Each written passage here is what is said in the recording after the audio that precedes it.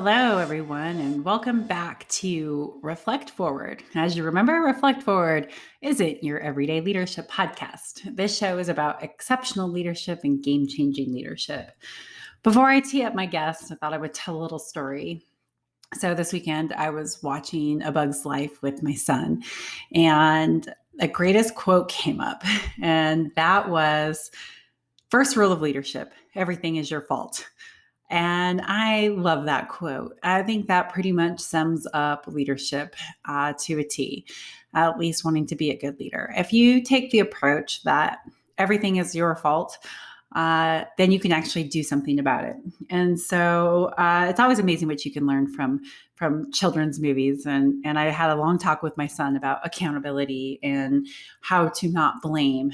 It seems like that's such a kid thing to do, right? I guess even an adult thing to do, to blame somebody else for your situation. So I just thought I would share that kicking off this first interview that I have coming up is the first rule of leadership. Everything is your fault. Something to ponder. I also wanted to talk a little bit about this cool new tool that LinkedIn is coming out with, is LinkedIn Stories. Much like Instagram, you can post minute by minute updates of your leadership journey. And so I am totally going to try it. I am an Instagram newbie. You can follow me if you're interested at Kerry Siggins. But I'm trying to figure out how to do this whole social media thing outside of LinkedIn. So I am very excited about LinkedIn Stories. And so please stay out on the lookout. I'm going to do a theme of the week and do a little bit of a journey through stories, video stories. So anyway, pay attention. That'll be coming out soon. I'm super excited about it. If you want to find out more, you can go to businessinsider.com, and they have a great article on what you should do with LinkedIn Stories. All right, so now it is time to tee up my guest, my very first guest for my inaugural podcast. And it's Chris Larkins. He's my executive coach. He is a partner at CEO Coaching International. And he is a phenomenal leader and coach. I have learned so much from him by working with him for the past several years. And it's very fitting to have him on as my first guest because he will share all kinds of insights and tips on how to be a truly exceptional leader and what trips leaders up, and all kinds of advice that he gives the executives he coaches who are on a journey to be the very best leaders that they can be. So hang tight and we'll be right back, and I'll introduce you to Chris.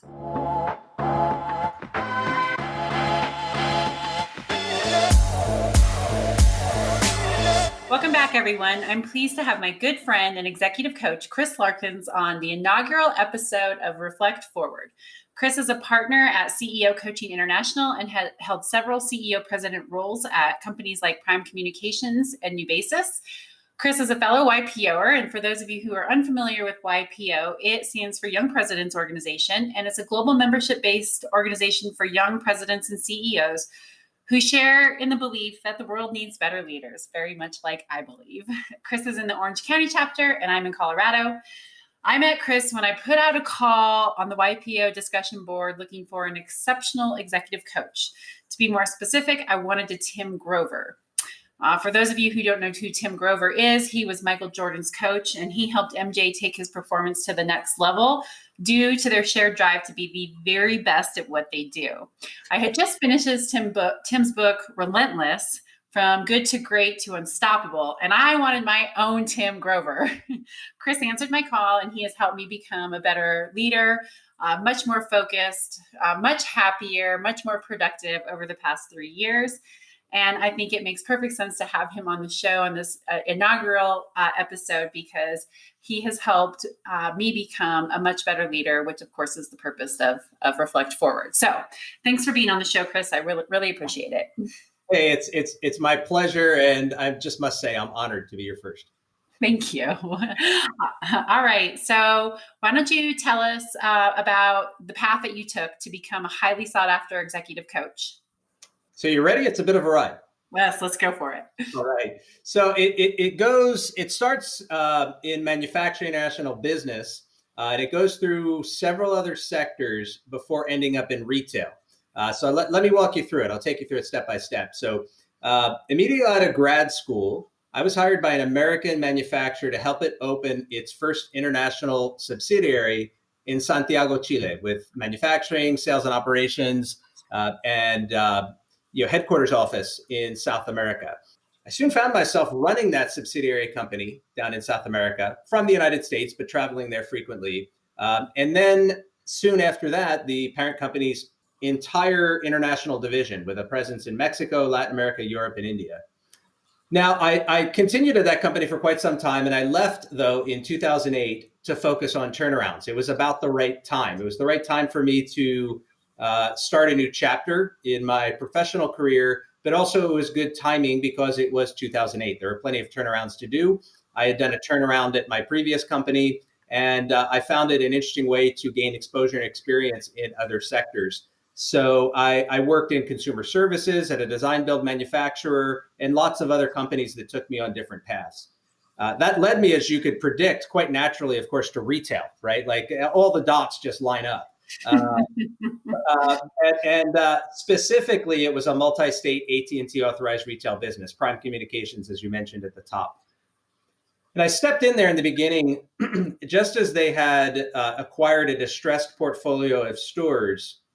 And my first, task, my first set of tasks was to turn them around. I mean, that was what my immediate pedigree was. So I stepped in, built a team. We turned them around. We quite literally took them from worst to first among AT&T's community of authorized retailers in the Western United States.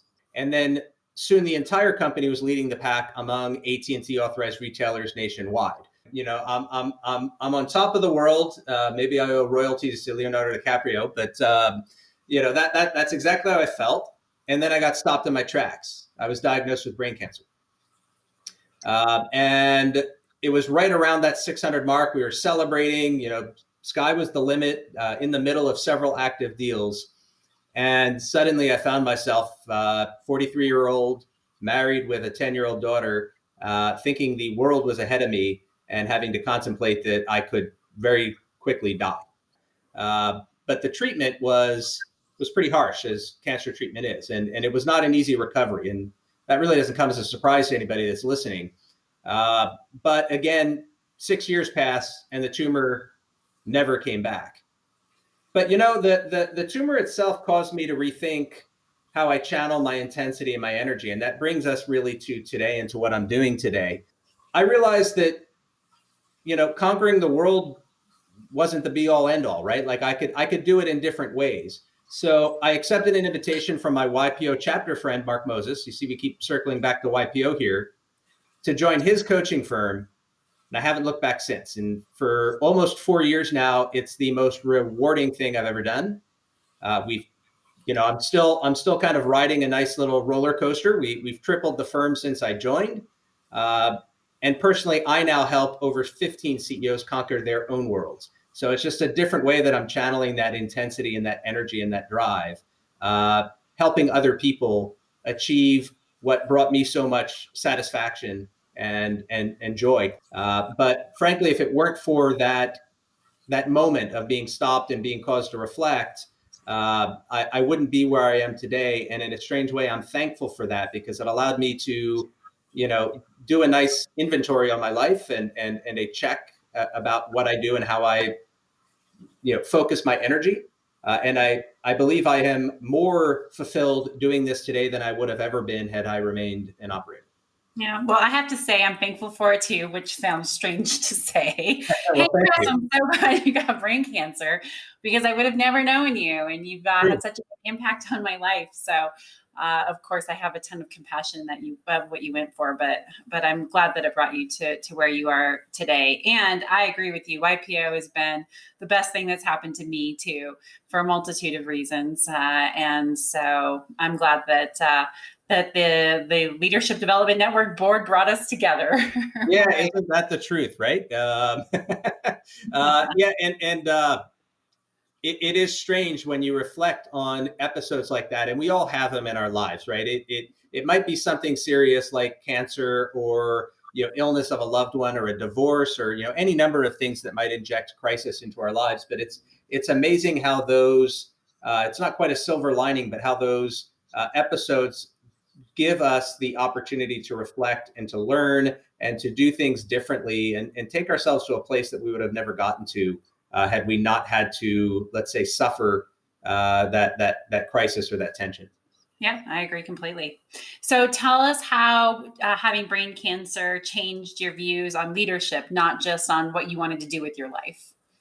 I used to equate leadership with conquering the world, right? With actually getting things done, and with the results you got, and that's that is important, right? But those are the byproducts of leadership, and it made me realize, for the first time in my professional career, I really confronted a crisis, and fortunately, it wasn't as much of a business crisis because the organization was multi-layered and was large and had multiple other people who could do what I was focused on and continued to thrive.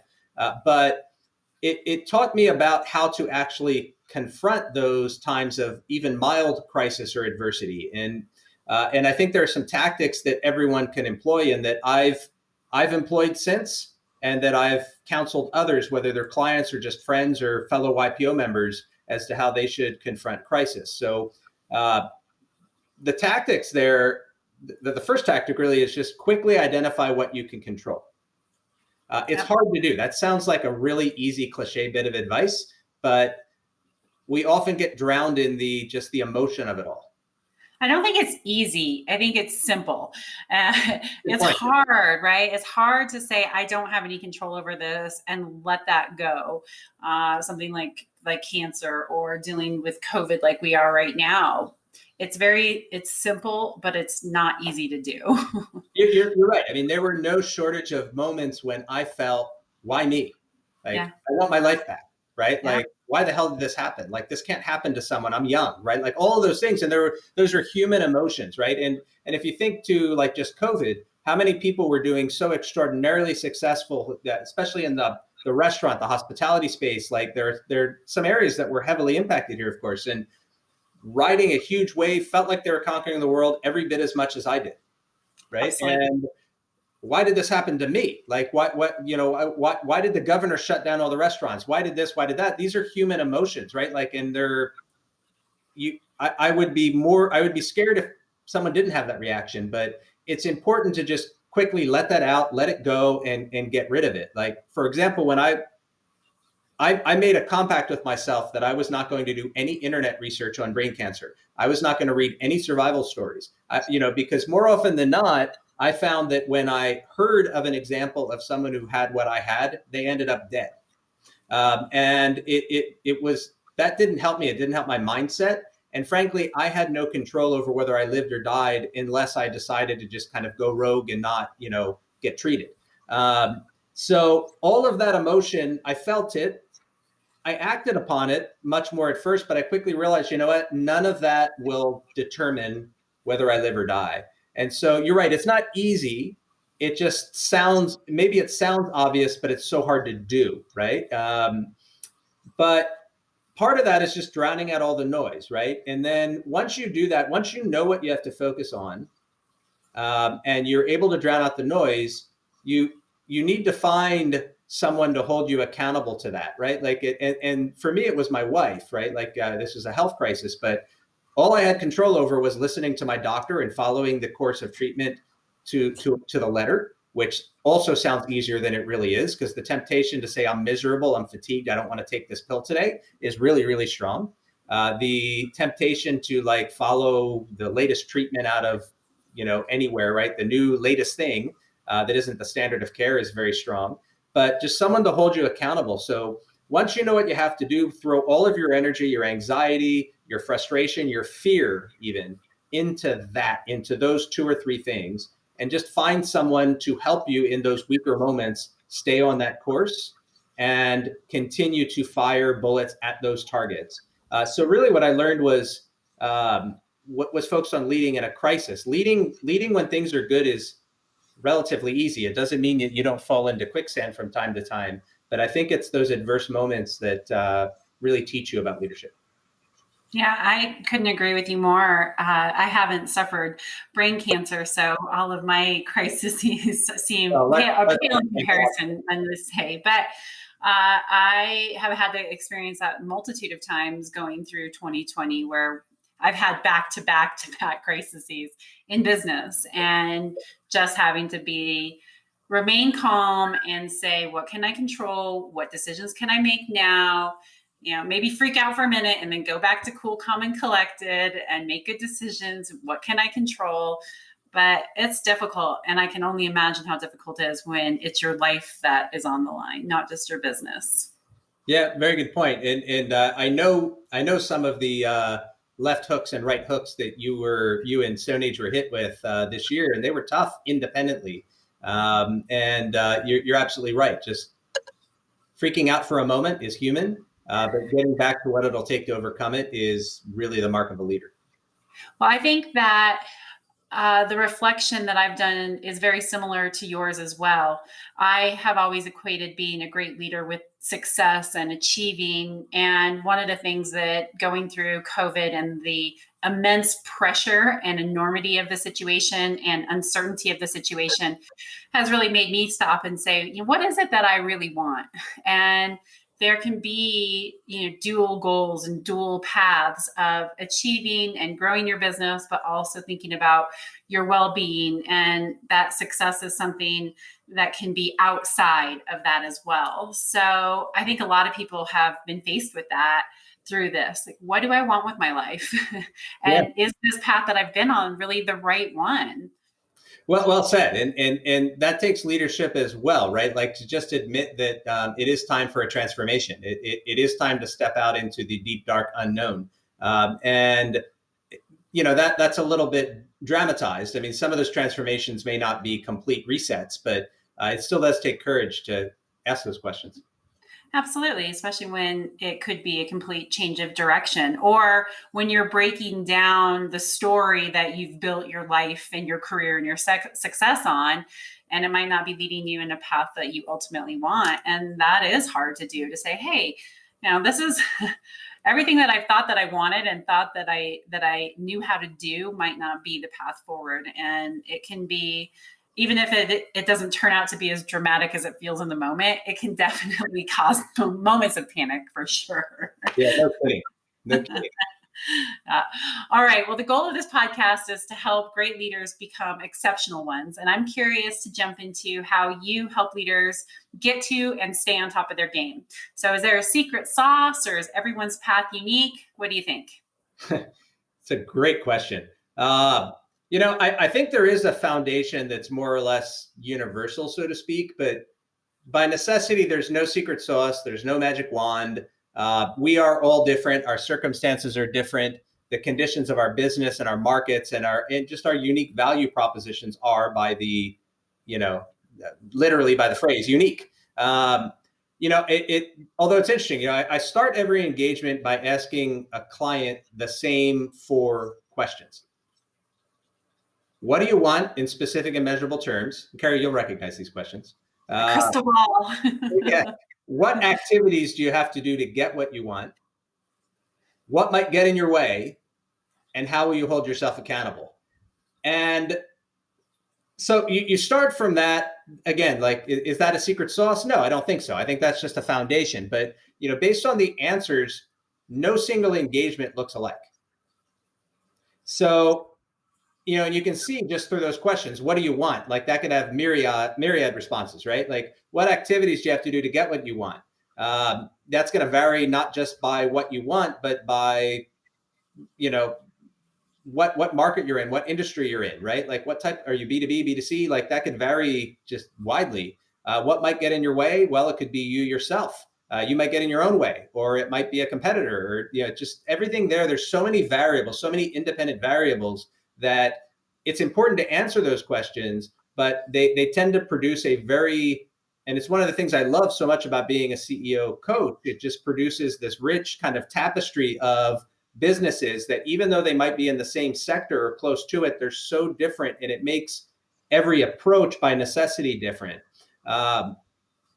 My job, though, is once you collect those answers, my job is to help a client get started, and figure out the best way to pursue the answers to those questions. There are several possible ways to pursue the activities that you need to do to get what you want. Or you might know the activity and say, I have no idea how to start, or whatever the case might be.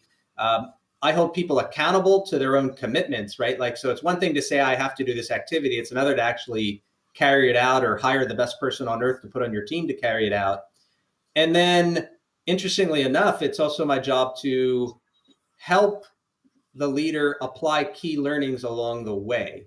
So that in itself ensures that there's no secret sauce standard program, because that itself, the key learnings themselves are different. And so even though there are some tools that I use across that are in common across many clients, I do that because I know that those tools work from my own experience. But those tools themselves will look different. They will be unique. And the learnings from applying those tools may be different across clients as well. Absolutely. So I think about how I view success and how I want to grow to exceptional, and it fits completely into the model that you work with me on. And that is, what's my vision? How do I want to inspire? How do I want to make the impact? And then you have to execute. And that's where I think you've really come in to help, is how do you put together a plan to execute on the very most important things, because I tend to be able to think I can do everything. And that's always not the best route to go. We want to be great at a few things instead of mediocre at a lot of things. And then it's the details. You have to care about the details. I was actually having a conversation with somebody who was like, well, why do you worry about the details? Well, execution is in the details. Yep. It doesn't mean that you have to know everything and be in the weeds and be doing it, but you have to care about the details.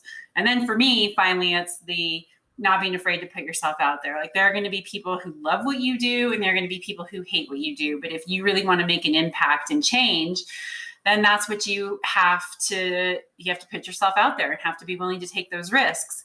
But I think that answer for me is how I would answer, what is the secret sauce? But it goes perfectly into, I think, those 4 questions that you ask clients, because it gets you thinking about vision, what inspires you, execution, and the details.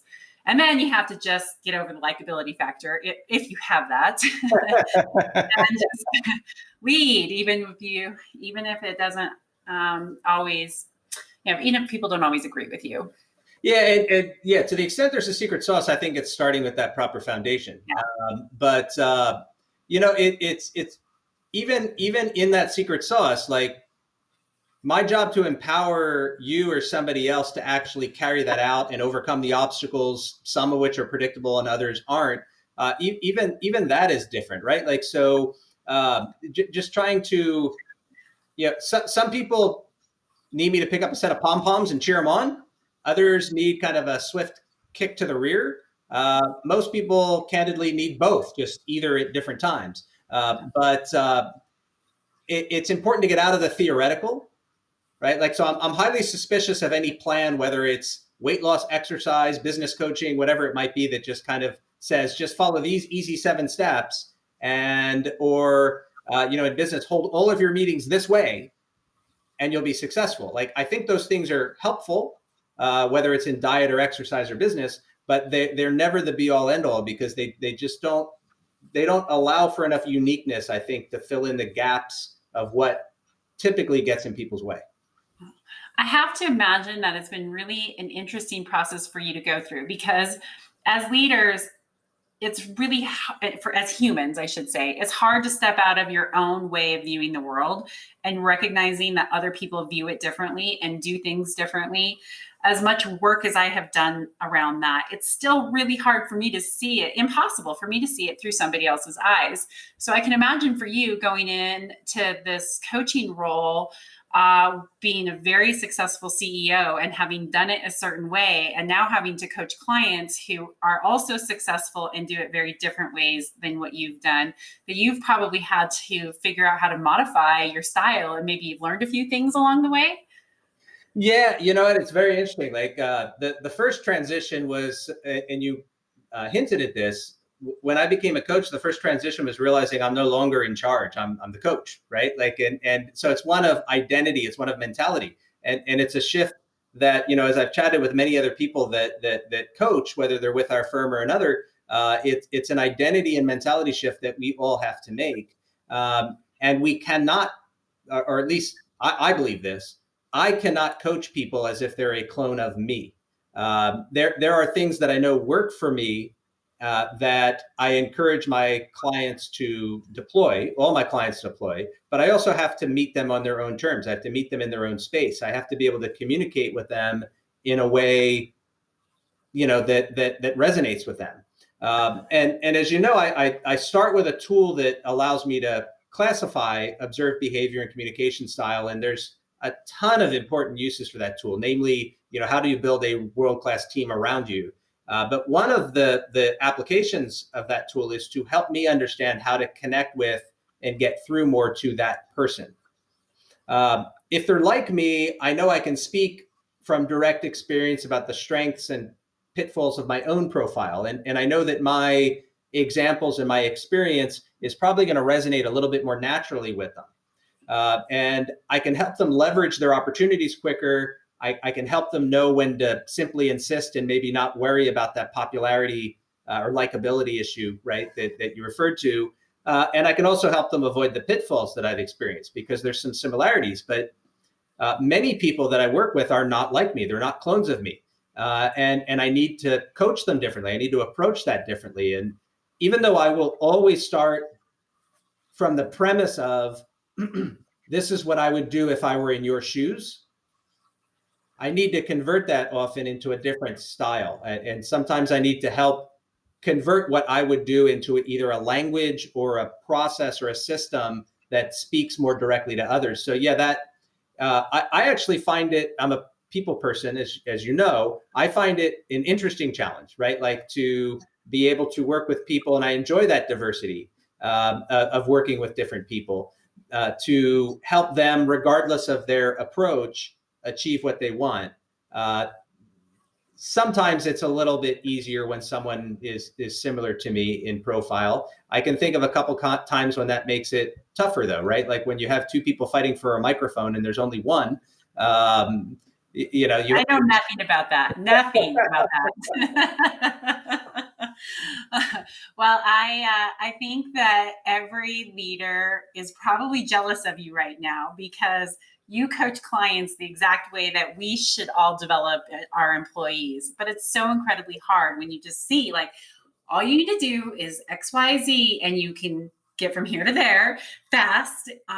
But not everybody wants that part of it. They want to go on their own journey. And so how do you help them see that through coaching and mentoring versus being the boss? And so all of this talk around how do you be a leader who coaches, you got to learn that right now with all of this that you're doing. And if you ever did go into doing something else, I'm sure that you would be an even more exceptional manager of people. Oh, well, thank you. Although, why would you want to go back and do that? Yeah, well said. But it doesn't necessarily mean, and I say this to clients, you would know because I've said this to you, you don't have to change who you are, right? Like you need to be aware of who you are, and you need to be aware of how that is compatible or conflictual, let's say, with other behavioral profiles. But one of my taglines is simply insist, right? Like as you know, I'm fast moving. I encourage people, once they've identified the right path, to move very quickly towards it. And to have tools and other systems to hold them accountable and objective so that they don't go too fast. But if that's who you are, be that way, like be you. But you may just need to realize that people don't reach the same conclusions as quickly as you do. People don't see the way the movie's going to end as readily as you do. And you might just have to ask more questions. It's not really a matter of patience. In other words, I want this done. I want to grow by 20% this year. I'm going to sacrifice that and compromise and grow by only 10. It might just mean that you need to, with your own people, you need to meet them where they are and help them develop the tools or systems, or just an environment that helps them be more comfortable that where you're going, there's actually a destination. It's not a dead end street. Yeah. Very well said. Very well said. What great advice. See, you're giving all this coaching away just through my podcast. Everyone's so lucky to get to know you, just like me. All right, so let's talk a little bit more about your success. So, looking back on the growth that you have achieved and the people you've developed and the success that you've had, what do you think that you did differently than other leaders? And conversely, what do you think that you did that was similar or the same? That's another great question. Like many CEOs, especially the ones that I've gotten to know really well in YPO, and the many clients of mine that aren't in YPO, I was always a voracious learner. In mostly books, mostly case study type books, right? So I was less into the let me be inspired by a philosophical work than learning how X, Y, and Z companies were successful or not successful. So big fan of Jim Collins, as you might think there. But there were many other books that were written in the same style that I just consumed frequently. I was always looking for a better way, a faster way, a smarter way to get something accomplished. And I was attracted in particular to disruptive approaches, and I still am. What I did differently, I think, and I think this might be a lesson. It's certainly a lesson that I talk to many of my clients about. Is since I didn't spend a lifetime in any single industry, I think I was always less wedded naturally to the way it's always been done, and that combined with some restlessness in my profile and the fact that I was this voracious learner that was reading case studies about how other people did things, I found myself connecting the dots from other companies. Like, if I'm at a retail company, well, this is how they do it in hospitality, or this is how we did it when I had an outside sales force. I don't care if ours is now an inside retail sales force, this worked there.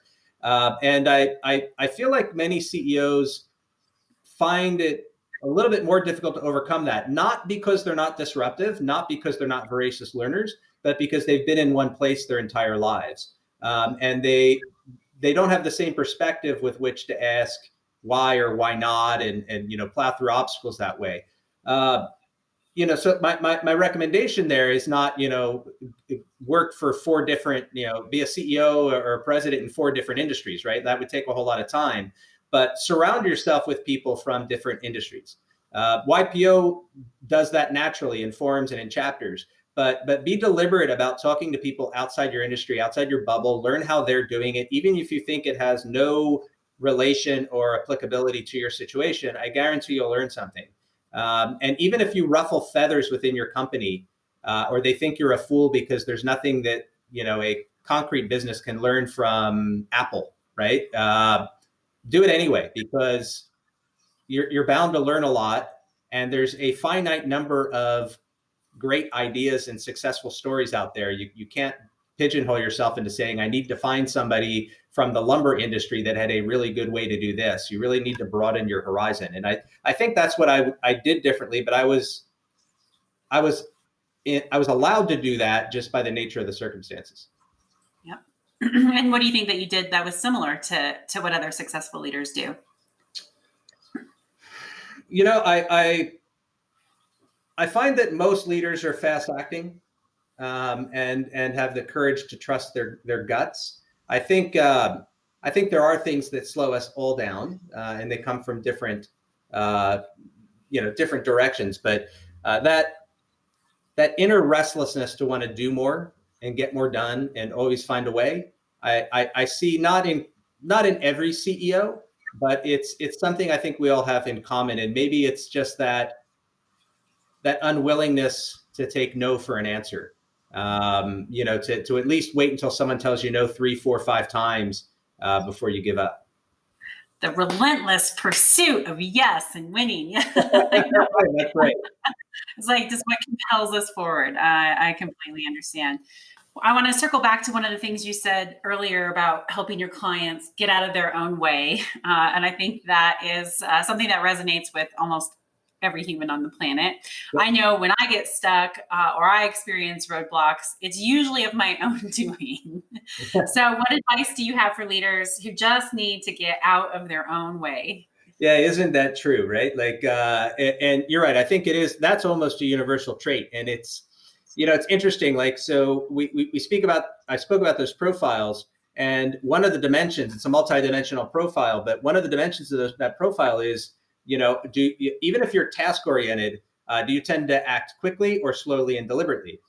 There's no real right answer, right? There's no good profile, there's no bad profile. It's circumstantial, but also they both have benefits and, let's just say drawbacks or weaknesses. And one of the blind spots of the person that acts slowly is they would probably say, you know what, I wish I had taken more risks. And the blind spot of the person on the other end of the spectrum is, wow, I wish I had thought that through. So either way, they're getting in their own way. It's just from a different point of view and depending on the circumstances. I think the tools that help both are quite similar. What I counsel with my clients is, find something to ground you and keep you objective. And if one of the ways that you get in your own way is maybe lack of focus, right? You're too fast acting. Have a system that ensures that you're spending the right amount of time each week on the things that are most important. And then you can spend all the time you want on any number of other things, right? And Kerry, I know from experience, you use your micro achievements template very effectively for this, right? These are the key priorities. I'm going to schedule them out. I'm going to make sure I'm going to do them. Still leaves me plenty of time to do all sorts of other things that I love and that are important. But this helps me know that I at least get these things done. Other CEOs, and by the way, that helps people who chase shiny objects too, right? Like I'll chase as many lightning bugs as I want, like around my yard, but I've got a checklist and I've got to do them. Other CEOs don't get out of their way because they're prone to second guessing themselves, and maybe you're a little trigger shy. And with those CEOs, I build a system that helps them feel a little bit more secure, right? Like you don't have to go out and collect more data. You don't need to poll more people. You don't need to make sure your team's on board. You've already done those things, right? You've already done them to enough of a degree that you ought to be able to feel comfortable and just see when it's time to go and to make a decision.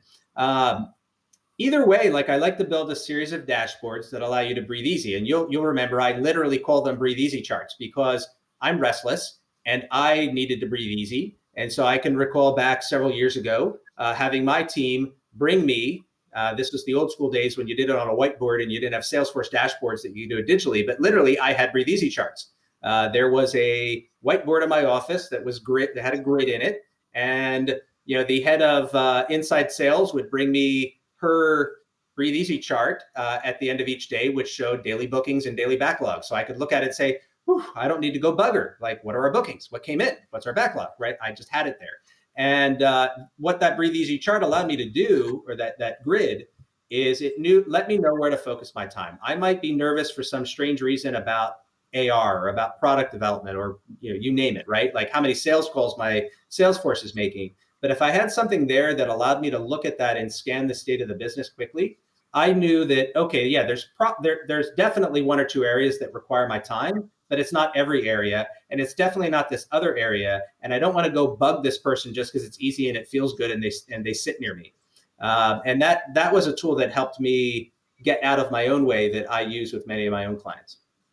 Yeah, I love that tool. We've implemented it extensively at Stone Age, and it was so incredibly helpful as we started to go into the lockdown this spring, because we had a very big backlog, and so we could have had a false sense of security about what was happening. Mm-hmm. I knew that our backlog was going to be able to get us through April and May, but what I was really curious about was, okay, I know I'm going to have a drop off in sales orders and quotes, but how fast is that going to happen, and how fast is it going to rebound? And being able to have those breathe easy charts that my team had built, we could really start to see, okay, here's what's happening, and start to predict out what we thought the future was going to look like. So if we wouldn't have had those things already put in place, I think we would have, we've been flying blindly. Oh, this isn't going to affect us that long. Everything has to be cleaned. Yeah. So I'm really grateful to have some of those things. The other trick that you've taught me, especially since I'm one of those, I don't like to call it shiny object because it makes me feel ditzy, but I definitely am an idea person, and I think we can do lots of things, is the whole conversation around, is this just an idea or a plan? That has helped my team a lot. again, kept me, out of my own way, because I love to brainstorm. And I think we're just brainstorming. But the next thing they know, someone on my team is going and implementing it. And it was like, hey, well, that was just an idea. We didn't have a plan. Right. And I think that you helped our team really see that. And I love those little tricks, because if you can just find those, 2 or 3 things, this is why I get stuck. This is when I start to make mistakes, and put things in place, a system in place, and kind of like that safe word, is this a plan or an idea? It really helps you not trip yourself up. Yeah, and it's one of the ways I use that tool that I referred to earlier, right? Like I can predict typically what the blind spots are going to be of any of those profiles. They're fairly predictable, and of course, I go through a process of validating if they are in fact, the blind spots that not only the person's aware of, but that may, even if they're unaware of them, may be getting in their own way, right? So, but there are a number of those hacks depending on your situation and depending on the profile that you begin with, that can help you. If you need help making bolder decisions, or even if you just ultimately say, I need help doing this, I'm really fast acting, I don't like to gather the data, and I'm never going to change myself. Well, then it's an insight that, okay, the way you're going to get out of your own way is you're going to hire a COO that is a little bit more deliberate than you, and you're going to make sure that she or he has enough of your time so that you are more grounded and can be more objective. And then in the things that you're responsible for as CEO, you can continue to be as bold and fast acting as you want. Yep. I love it. Love it. All right. So let's talk about a little bit more about those leadership. Oh, by the way, before we go on, I'm sure people are going to be wondering what tool you're talking about. Do you mind sharing what you use so people understand, give it some context? Yeah, not at all. We use a multi-dimensional tool that comes from a company called TTI that we are certified in. So we've gone through the training course and are certified to deploy it and interpret it. It uses a couple different sciences. One of them is widely familiar, let's say, which is DISC. But DISC is often misinterpreted as a personality test. It has nothing to do with personality, nothing to do with skill. All DISC measures is this is how your behavior and communication would be observed and described by others. And there are a lot of implications for that, for yourself and for the team you ought to build. So we use that extensively we use it with every client, and then extensively with their teams and their key execs. And it's a great way to understand, for example, is this behavior compatible with the job I'm hiring for? So the 2 biggest hiring mistakes I find are hiring an accountant to be your salesperson and hiring a salesperson to be your accountant. Hey, right? I did that, Yeah. and you warned me, and I still did There you it. go. And you're in great company, Kerry. Right? Like so. If you hire someone who's built like a salesperson to be your accountant, they're going to be bored, they're going to hate their job, and they're going to quit.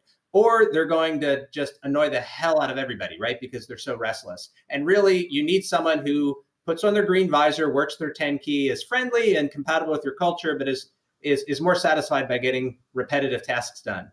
And if you hire someone like that to be your outside salesperson, they're going to be discouraged by having a door slammed in their face, and they're equally going to be miserable. My advice is don't hire miserable people. They don't get good results. And it's actually, there's a selfish angle to that, but I think it's really important people-wise. Like, don't make me behave differently in my job than I'm naturally prone to doing, or else you're going to make me miserable. And that's just not fair to somebody. And it's horrible for your culture. Totally. Miserable people should quit their jobs, or, I like to call them mindful transitions. Yeah. Transition out, because it's not good for anybody. Yeah. And look, it's a predictive tool, but it's like you can have someone who's built like a salesperson. It doesn't mean they're a great employee. There are other tests, right? And there's also experience and lots of other things that make for a great employee. But it's a powerful tool. The other side of the tool is a motivator tool. And it doesn't necessarily predict it doesn't suggest that it can read your mind. Like, I know exactly what motivates you, so here's a Jedi mind trick and I can convince you to do anything, right? It's what the big insight there is that, I know Kerry is fast acting and is extroverted. And, I can predict all the sorts of behaviors that I'm going to see from Kerry.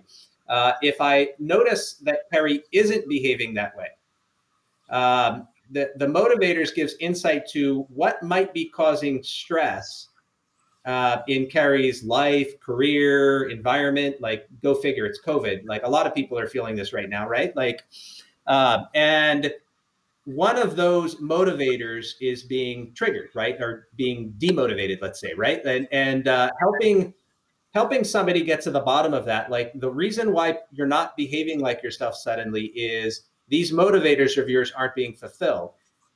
That it's not all bubble gum and cotton candy. It's not like just give them a hug and motivate them and they're all fine, right? Like, sometimes they can't be motivated. The circumstances are, you know what, you've come to the end. Like, there's no motivating you here. Circumstances have changed, the market's changed. You cannot sell by inviting people on golf trips anymore, right? Like, and other times it's, you can identify it, you can neutralize it and get back to normal. So in combination, that tool is spectacular, and I know we would not have the impact we have on people if we didn't use it.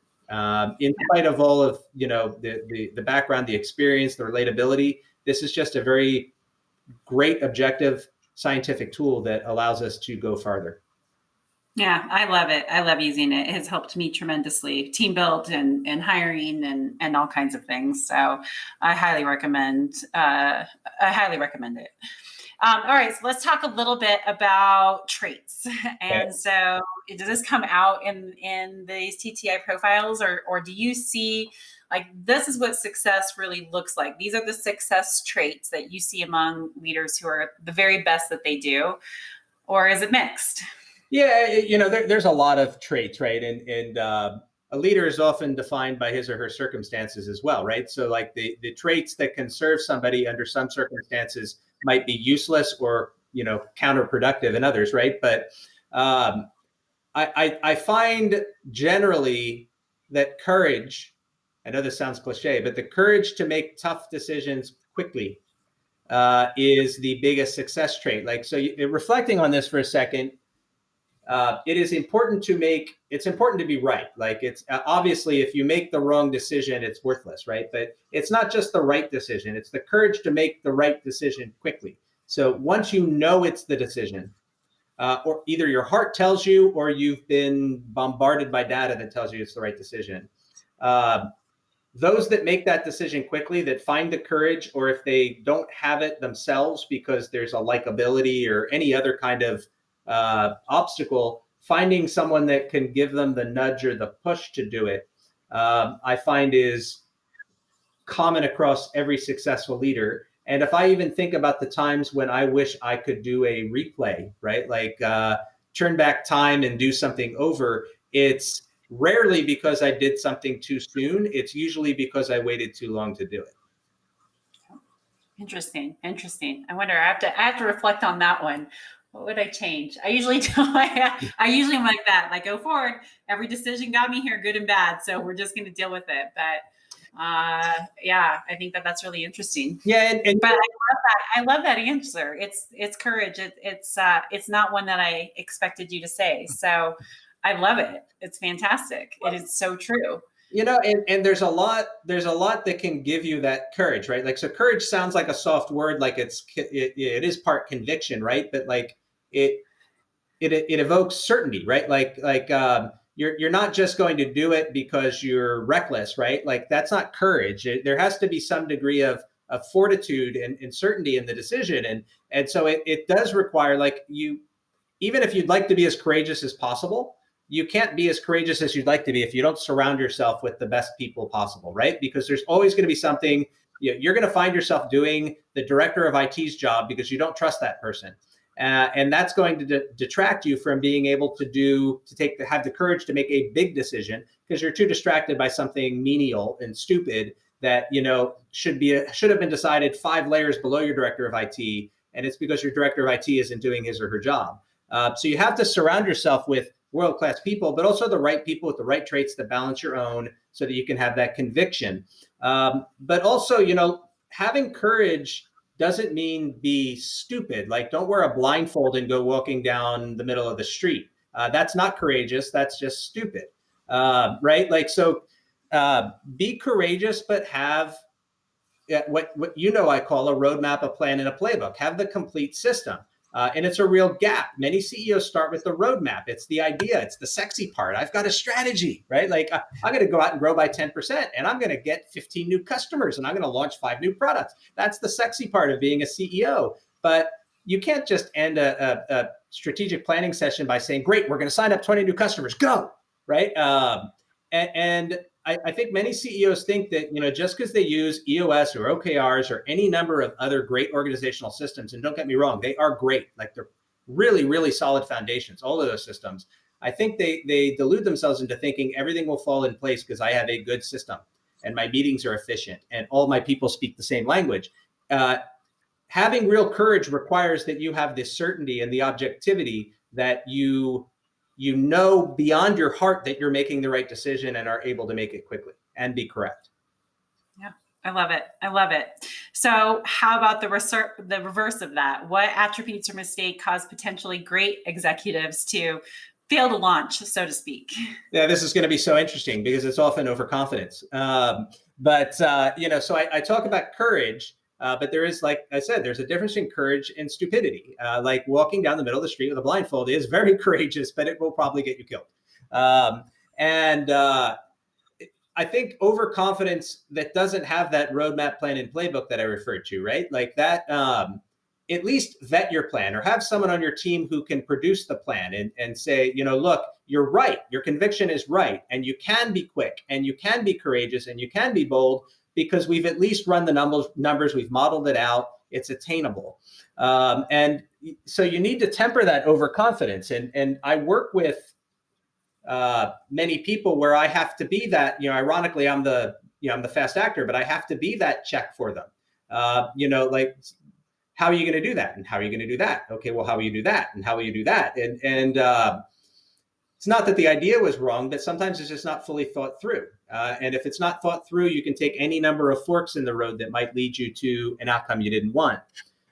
The other trait that I see is that trips people up. It's tripped me up. I think it's tripped up every human being, is excessive trust in the wrong people. And to some degree, that TTI profile that we've talked about will help you understand I'm investing trust in someone that's just not naturally aligned to do what I need to get done. Other times it's just your own profile equips you with a permanent set of rose-colored glasses that causes you to be something of a cockeyed optimist. And so you believe, oh, they'll get there. All they need is a dose of encouragement and they'll get there. So again, having someone to kind of give you that reality check and to help you, as I referred to in your last question, ground you and help you be objective. Like, do they have what it takes? Have they had what it takes? We've been talking about this person for 2 years. You've probably been talking about them for 5 years before I met you. Are they ever going to change? I really believe that the least empathetic thing you can do for a person is keep them in a role where they continue to fail and probably wake up every morning wondering if today's the day they find out I'm a fraud and I'm going to get fired.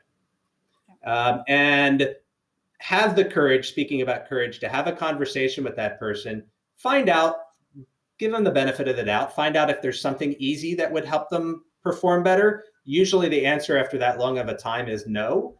If you feel guilty about it, bribe your guilt, be extra generous in the severance, or help them find, right? Help them find something that's going to be more fulfilling for them, but don't just continue to invest trust in, a bottomless piggy bank.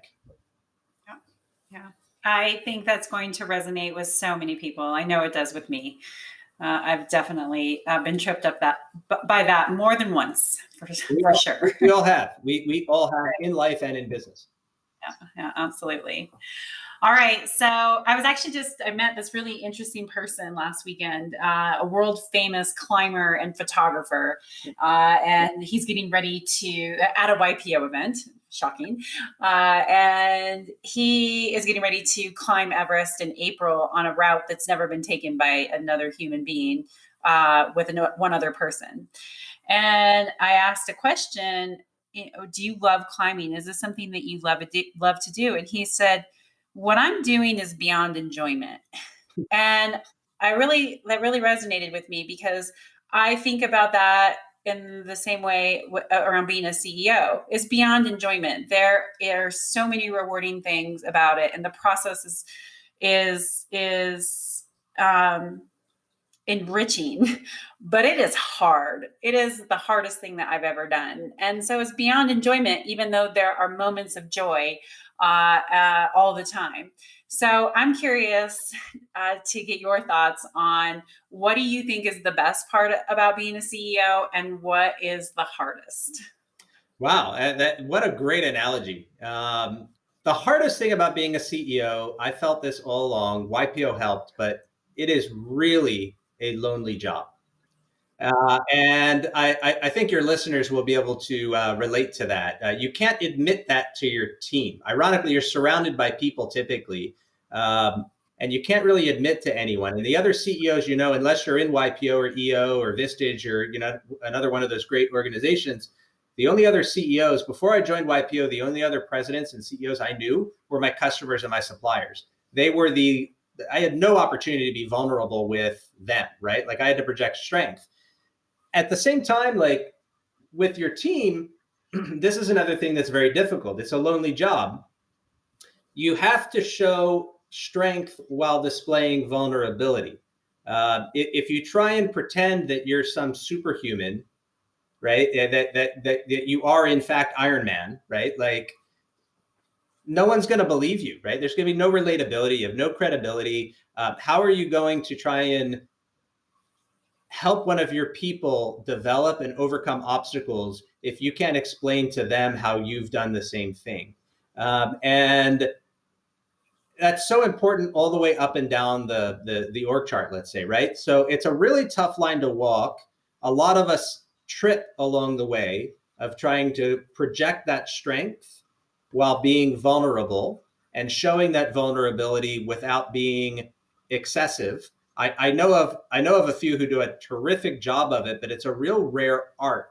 And that loneliness, is why I often recommend that people join YPO, right? If they are eligible, if they are in the age range, join YPO, even if you don't think you have the time. It gives you a community of others that you can learn from that are outside your area that you would never meet. But it also gives you a forum, quite literally, it gives you a venue to share kind of your deepest fears and insecurities with people that can relate to them because they have, if not the same exact ones, they have their own fears and insecurities, and they themselves have no one to share those with either. Right. Yep. All right. Then conversely, the best. Well, it's all the glory. It's yeah. I guess another part of the worst is you get blamed for everything when it goes wrong, but you do get to take credit when things go right. But I'd say actually the best thing about doing it for me wasn't. Look, I'm not going to lie to you, and if I tried to, my wife would probably correct you. The glory's good, right? Like the ego's great. I thrive on that. I think most of us do, right? There are some of us that don't like the spotlight, but I think many of us, most of us do.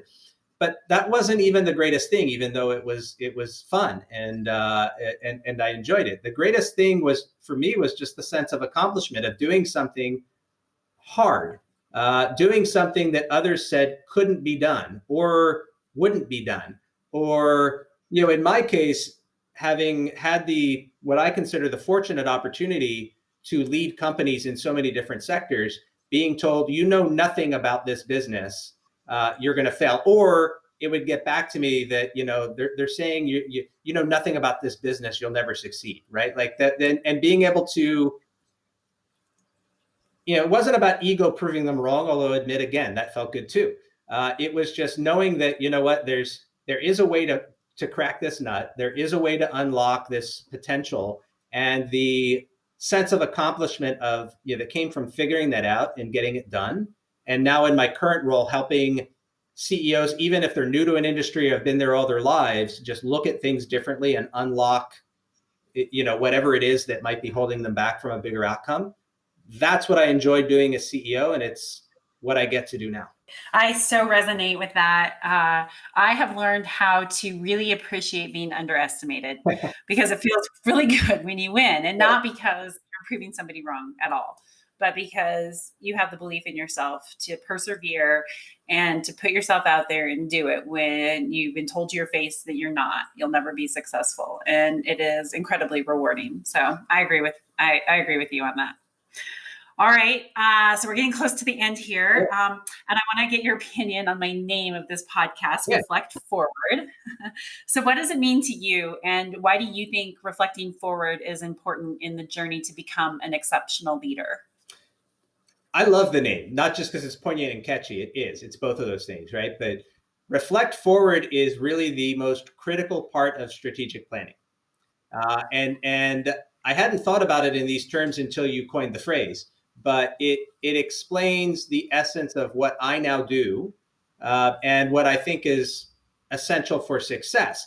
I like the way it captures the way I think about this. Like you're doing both. You're moving forward and then moving back, right? Like what do you have to do now? And then you're moving forward again. Like, okay, well, where do you need to be at the end of 3 months? Okay, now then you're moving back. So effective leadership and just producing big outcomes.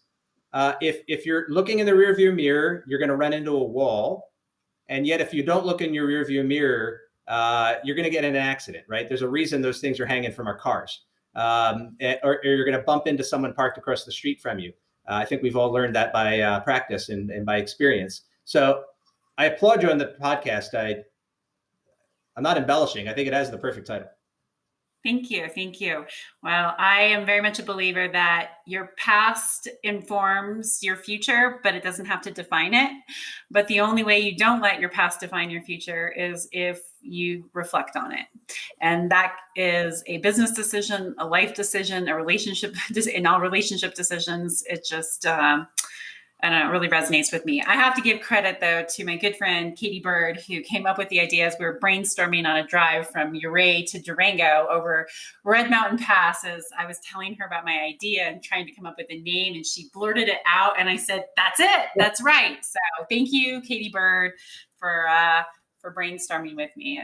It was all her. Well, thank you, Katie. Yes. And you had the courage to make a quick decision and the right one. I came home and I bought the URL was available and I did a bunch of research and I own it now. Good for you. Because I like to move fast. Yes, you do. And again, like Exhibit A, the courage to make quick decisions correctly. You're the living embodiment of that, Kerry. Sometimes it's exhausting. All right. So the last question that I have for you, and then we'll wrap up, is what's the best piece of advice you have for leaders who want to be exceptional? Yeah, I'd circle back, display courage and make those decisions quickly. In other words, play the part, right? So I think back, there's an old Volkswagen ad from the 80s and 90s. On the road of life, there are passengers and there are drivers. Drivers wanted, right? And there was flash drivers wanted at the end. Your job is to drive. You are the driver, right? You're not the passenger. And if you want to be exceptional, remember you are the driver. There's no cruise control, right? Like cruise control is just going to get you maybe to your destination, but there's no joy in driving on cruise control. You do it to avoid getting a ticket when there's a speed trap. You're not going to be exceptional driving that way. Yeah, I agree completely. Display courage sounds easy, but have that conviction. You can simply insist, be bold with a plan. And if you get stuck or get in your way, just make sure you're surrounding yourself with people who can help, either because they can keep you grounded or they can continue to push you when it's tough. It's great advice.